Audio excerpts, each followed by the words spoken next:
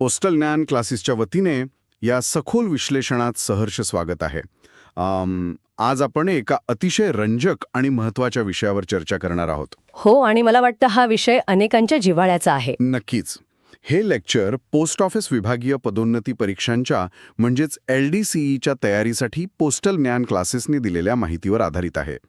आणि आजचा आपला विषय आहे खेळ परिदृश्य म्हणजेच गेम सिनॅरिओ. अगदी बरोबर. आणि स्पर्धा परीक्षांचा अभ्यास करताना ना म्हणजे नुसते आकडे आणि तारखा पाठ करणं खूप कंटाळवाणं होतं. हो, ते तर आहेच.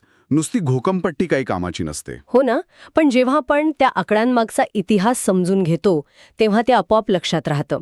आणि परीक्षेत अचूक गुण मिळवण्यासाठी खेळांचा इतिहास, आकडेवारी आणि अलीकडील स्पर्धांची माहिती असणं खूप आवश्यक आहे. खरंय.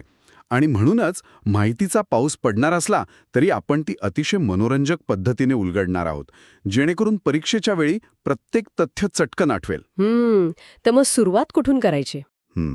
जगातील सर्वात मोठ्या क्रीडा महोत्सवापासून करूया, म्हणजे ऑलिम्पिकपासून. उत्तम. ऑलिम्पिकचा इतिहास खूप जुना आहे. म्हणजे प्राचीन ऑलिम्पिकची सुरुवात ग्रीसमधील ऑलिम्पिया इथे झाली होती. आणि हे कधी सुरू झालं होतं? इसवी पूर्व 776 मध्ये ना? अगदी बरोबर. इसवी सन पूर्व 776 मध्ये. पण त्यानंतर मध्ये एक खूप मोठा काळ गेला जिथे हे खेळ झालेच नाहीत. अच्छा, म्हणजे खंड पडला होता तर. हो, आणि आधुनिक ऑलिम्पिकची सुरुवात थेट 1896 मध्ये अथेन्स येथे झाली. 1896? बापरे, म्हणजे एवढी शतके हे खेळ बंद होते. पण अचानक हे पुन्हा का सुरू करावे वाटले? कारण आधुनिक काळात जग खूप वेगाने बदलत होतं आणि राष्ट्रांना एकत्र आणण्यासाठी एका जागतिक मंचाची गरज होती. म्हणून 1896 मध्ये पुन्हा सुरुवात झाली. आणि या जागतिक एकतेची कल्पना ऑलिम्पिकच्या ब्रीदवाक्यामध्ये खूप छान दिसते. म्हणजे ते लॅटिन शब्द आहेत ना? हो, सिटियस, अल्टियस, कम्युनिटर आणि फोर्टियस. म्हणजेच जलद, उंच, एकसाथ आणि शक्तिशाली. बरोबर. तुम्हाला माहितीये, मला वाटतं हे ब्रीदवाक्य फक्त खेळासाठी नाही तर LDCE परीक्षेच्या तयारीसाठी पण एकदम फिट बसतं. अरे वा, ते कसं काय? म्हणजे बघा, वाचनात आपण जलद असायला हवं, आपलं ध्येय उंच असायला हवं आणि अभ्यासात आपली कामगिरी शक्तिशाली असायला हवी. हा, हे खूपच छान जोडलं तुम्ही. या उदाहरणामुळे उमेदवारांना हे शब्द नक्कीच लक्षात राहतील. नक्कीच. आता ऑलिम्पिक ध्वजाबद्दल बोलूया. त्याच्यावर ज्या 5 कड्या असतात त्या 5 खंडांचं प्रतिनिधित्व करतात ना? हो, आणि त्यांचे रंग खूप महत्वाचे आहेत परीक्षेत विचारण्यासाठी. निळा रंग युरोपसाठी आहे, पिवळा रंग आशियासाठी. अच्छा, पिवळा आशियासाठी. हो, आणि काळा रंग आफ्रिकेला दर्शवतो. हिरवा रंग ऑस्ट्रेलियासाठी आहे आणि लाल रंग उत्तर आणि दक्षिण अमेरिका या दोन्ही खंडांसाठी आहे. हां, म्हणजे हे 5 रंग संपूर्ण जगाला एकत्र आणतात. पण एवढा मोठा इव्हेंट मॅनेज करण्यासाठी एक कमिटी पण लागतेच. अगदी बरोबर. आणि ती म्हणजे आंतरराष्ट्रीय ऑलिम्पिक समिती, जिला आपण IOC म्हणतो. IOC. तिची स्थापना कधी झाली? तिची स्थापना 23 जून 1894 ला झाली. एक मिनिट. म्हणजे आधुनिक खेळ 1896 ला सुरू झाले, पण समिती 2 वर्ष आधी स्थापन झाली. हो, कारण तयारीसाठी वेळ लागणारच ना. तिचं मुख्यालय स्वित्झर्लंडमधील लुसाने येथे आहे. अच्छा, लुसाने. हो, आणि पहिले अध्यक्ष ग्रीसचे डिव्हिटेरियम बिडेलम हे होते. डिव्हिटेरियम बिडेलम. आणि सध्या कोण आहेत अध्यक्ष? सध्याच्या अध्यक्षा किर्स्टी कोवेंट्री या आहेत. हे पण परीक्षेत येऊ शकतं. बरं, ऑलिम्पिक फक्त उन्हाळी खेळांपुरतं मर्यादित नाहीये ना? नाही. उन्हाळी ऑलिम्पिक्स 1896 ला सुरू झाले, पण हिवाळी ऑलिम्पिक 1924 मध्ये फ्रान्समधील शॅमोनिक्स येथे सुरू झाले. अच्छा, आणि पॅराऑलिम्पिक? ते 1960 मध्ये इटलीतील रोम येथे सुरू झाले. आणि अलीकडेच युवा पिढीसाठी पण ऑलिम्पिक सुरू झालंय. म्हणजे युवा ऑलिम्पिक? हो, पहिले युवा उन्हाळी ऑलिम्पिक 2010 मध्ये सिंगापूरला झाले आणि युवा हिवाळी ऑलिम्पिक 2012 मध्ये ऑस्ट्रियाला झाले. ही सगळी आकडेवारी पोस्टल ज्ञान क्लासेसच्या नोट्समध्ये खूप छान दिली आहे. आता आपण भारताकडे वळूया का? नक्कीच. भारतीय ऑलिम्पिक संघाची स्थापना 1927 मध्ये झाली. 1927 मध्ये. आणि सध्याच्या अध्यक्षा PT उषा आहेत ना? हो, आणि ही खूप अभिमानाची गोष्ट आहे. अगदी. आता चर्चेच्या मध्येच एक क्विज घेऊया का? म्हणजे एक प्रश्न विचारतो मी तुम्हाला. हो, विचारा ना. भारताने ऑलिम्पिक हॉकीमध्ये कधी पदार्पण केले? याचं उत्तर आहे 1928. 1928. हो, आणि तिथूनच खऱ्या अर्थाने भारतीय हॉकीच्या सुवर्ण युगाची सुरुवात झाली. क्या बात आहे. आणि वैयक्तिक पदकांबद्दल काय सांगाल? ऐतिहासिक पदकांमध्ये सर्वात पहिलं नाव येतं केडी जाधव यांचं. त्यांनी 1952च्या हेल्सिंकी ऑलिम्पिकमध्ये कुस्तीत कांस्य पदक जिंकलं होतं. हो, ते पहिलं पदक होतं आपलं. त्यानंतर खूप गॅप पडला आणि मग लिअँडर पेसने 1996 मध्ये अटलांटा ऑलिम्पिकला टेनिसमध्ये कांस्य पदक मिळवून दिलं. आणि महिलांमध्ये कर्णम मल्लेश्वर यांनी भारोत्तोलनामध्ये कांस्य पदक जिंकलं ना? हो, त्या पहिल्या भारतीय महिला ठरल्या. त्यानंतर राज्यवर्धन सिंग राठोड यांनी नेमबाजीत रौप्य पदक जिंकलं. आणि अलीकडच्या काळात तर आपली कामगिरी खूप सुधारली आहे. नक्कीच. मीराबाई चानू, रवी दहिया यांनी रौप्य पदके जिंकली. एल बोर्गोहेन, PV सिंधू, बजरंग पुनिया यांनी कांस्य पदके मिळवली आहेत. आणि नीरज चोप्राचं सुवर्ण पदक कसं विसरणार आपण? हो, ते तर ऐतिहासिक होतं.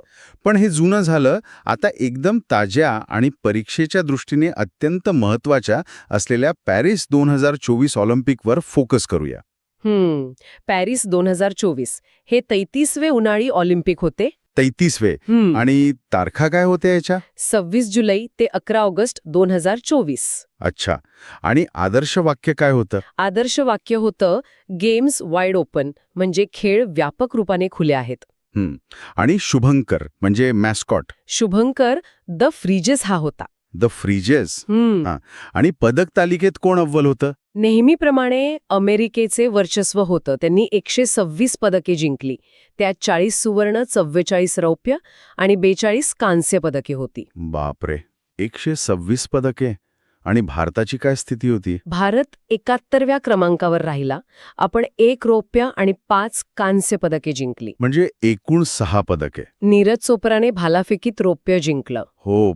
आणि मनू भाकर, सरबजीत सिंग यांनी 10 मीटर एअर पिस्टलमध्ये कांस्य जिंकलं. स्वप्नील कुसलेने 50 मीटर रायफलमध्ये कांस्य मिळवलं. अमन सेहरावत आणि हॉकी संघाने पण कांस्य पदक पटकावला. अगदी बरोबर. पण मुख्य ऑलिम्पिक नंतर जे पॅराऑलिम्पिक झालं ना? हो, 17वे पॅरिस पॅराऑलिम्पिक 28 ऑगस्ट ते 8 सप्टेंबर 2024च्या दरम्यान झालं ते. त्याचा शुभंकर फ्रीजियन टोपी होता. हो. तिथे मात्र चीन अव्वल स्थानावर राहिला 220 पदकांसह. पण मला इथे एका गोष्टीचं खूप आश्चर्य वाटतं. कशाचं? म्हणजे मुख्य ऑलिम्पिकमध्ये भारत 71व्या स्थानावर होता. बरं. पण पॅराऑलिम्पिकमध्ये थेट 18व्या स्थानावर पोहोचला. हो. आणि हे भारतीय खेळाडूंच्या अफाट जिद्दीचा पुरावा आहे. आपण ऐतिहासिक 29 पदके जिंकली तिथे. 29 पदके. क्या बात आहे. त्यात सुवर्ण किती होती? 7 सुवर्ण, 9 रौप्य आणि 13 कांस्य. हा खूप मोठा बदल आहे.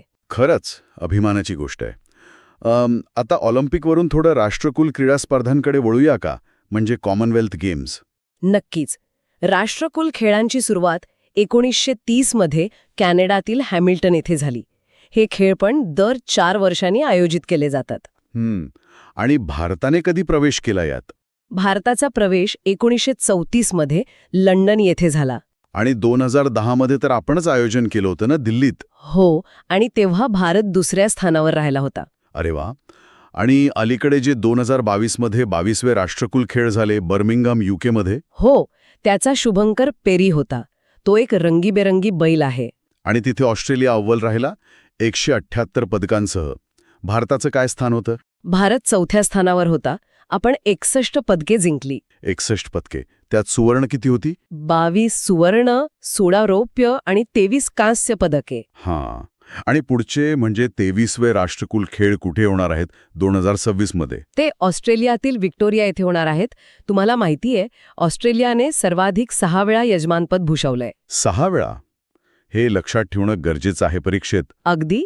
आता थोडी तांत्रिक माहिती घेऊया मैदानी खेळांच्याबद्दल. हॉकी महासंघाचं मुख्यालय कुठे आहे? आंतरराष्ट्रीय हॉकी महासंघाचे मुख्यालय सुद्धा लुसाने येथेच आहे. अच्छा. म्हणजे ऑलिम्पिक समितीच्या जवळच.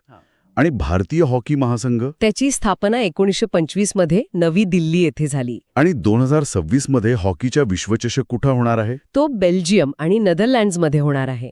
सध्या जर्मनी विजेता आहे, जो विश्वचषक भुवनेश्वर येथे झाला होता. आणि खेळांची मैदाने म्हणजे यासाठी कोणत्या संज्ञा वापरतात त्यावर MCQ नेहमी येतात? हो. उदाहरणार्थ खो खो, स्क्वॉश, बॅडमिंटन आणि टेनिससाठी कोर्ट वापरतात. कोर्ट. बरोबर. आणि ॲथलेटिक्ससाठी? त्यासाठी ट्रॅक हा शब्द वापरतात. आणि आईस हॉकीसाठी रिंक वापरतात. अच्छा, रिंक. हे शब्द थोडे कन्फ्युजिंग वाटू शकतात, पण लक्षात ठेवणं महत्वाचं आहे. हो, परीक्षेत हमखास विचारतात. आणि आणखी एक फॅक्ट मला इथं दिसतोय पोस्टल ज्ञान क्लासेसच्या नोट्समध्ये. Indian institute of seeking mountaineering कुठे आहे? ते बारामुल्ला, जम्मू काश्मीर येथे आहे. हे पण परीक्षेत येऊ शकतं. नक्कीच.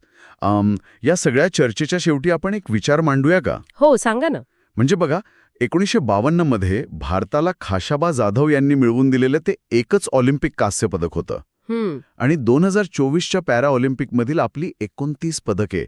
हा प्रवास केवळ खेळांचा नाही, तर देशाच्या वाढत्या आत्मविश्वासाचा आहे. अतिशय सुंदर विचार आहे हा. आणि मला वाटतं परीक्षेच्या तयारीसाठी पण हाच आत्मविश्वास गरजेचा असतो. अगदी 100%. म्हणूनच मी नेहमी सांगतो, पोस्टल ज्ञान क्लासेसच्या ह्या नोट्स LDCE परीक्षांच्या तयारीसाठी अत्यंत उपयुक्त आणि दिशादर्शक आहेत. हो, कारण यातील प्रत्येक तथ्य परीक्षेच्या दृष्टीने अचूक काढलेले आहे. नक्कीच. तर मित्रांनो, पोस्टल ज्ञान क्लासेसशी जोडले गेल्याबद्दल धन्यवाद आणि पोस्टल ज्ञान क्लासेसचे हे लेक्चर पाहिल्याबद्दल सर्वांचे मनःपूर्वक आभार. पुन्हा भेटूया अशाच एका सखोल विश्लेषणात.